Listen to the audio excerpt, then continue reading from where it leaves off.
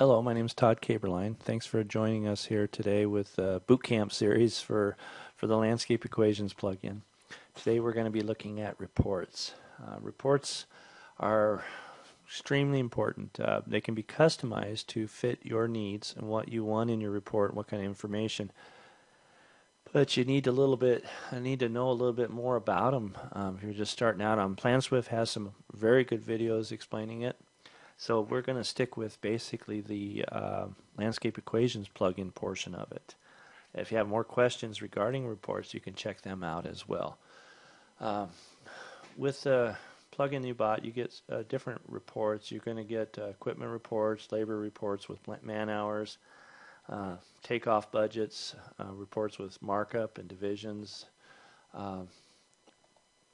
You can going to get irrigation material list, plant material list, a bulk material list that'll explain how many yards of topsoil you have and how many bark for the bid, those type reports. But we want to kind of go into report settings a little bit. You can change the styles, the colors, and all that. Again, this is all covered by PlanSwift, so we won't spend a whole mess of time in there. And you can also put footnotes, like you can put your company name on there. You can have the job number imported, those type things. But as far as PlanSwift, let's go to the plant material list. Okay, now we have two different type trees here. But we might want to separate the trees. A good example would be under the takeoff report. I'm sorry if I'm getting a little lost here. Kind of got distracted. We have two Acer Campestras, and we want to know what the difference is. Well, one's going to be charged to a slope portion of the job, and the other one's charged to a streetscape. And the slope one's going to have a different price, so it's going to be actually a different takeoff item.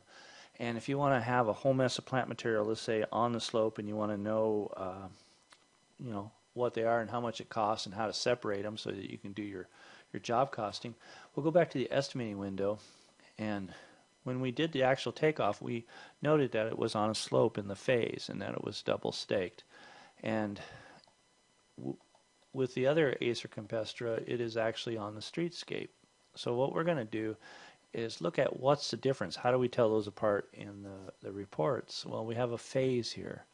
So if we go back to the reports window and we go up to our columns, we can turn on the phase visibility, the column, so it'll be there. Everything that has a phase will be put into that. Now if we expand that, we see that we have a slope phase and a streetscape phase, which is nice, but how do you separate them? Well, you can take this phase column and actually put it up above your division, and that'll start everything that's in slope will go to there, and everything that's in streetscape will go there.